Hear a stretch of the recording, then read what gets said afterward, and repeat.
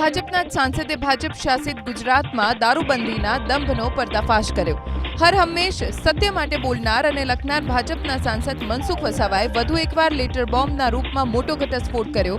નર્મદા જિલ્લામાં દારૂ અને જુગારના અડ્ડાઓ પોલીસના કર્મચારી, અધિકારીઓ અને રાજનેતાઓની સાંઠગાંઠથી ચાલતા હોવાના ઉલ્લેખ સાથે નાયબ મુખ્યમંત્રી હર્ષ સંઘવીને લખ્યો સનસનીખેજ પત્ર.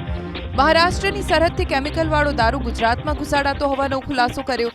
દારૂ સપ્લાયમાં આવતા તમામ પોલીસ સ્ટેશનના પીએસઆઈની સંડોવણી હોવાનો પત્રમાં ઉલ્લેખ કર્યો, જેમાં આમલેથા પોલીસ સ્ટેશન ખાસ હોવાનું અને દારૂ ઉમલ્લા, રાજપાડી, કરજણ અને શિનોર સુધી મોકલવામાં આવતો હોવાનો આરોપ લગાવ્યો.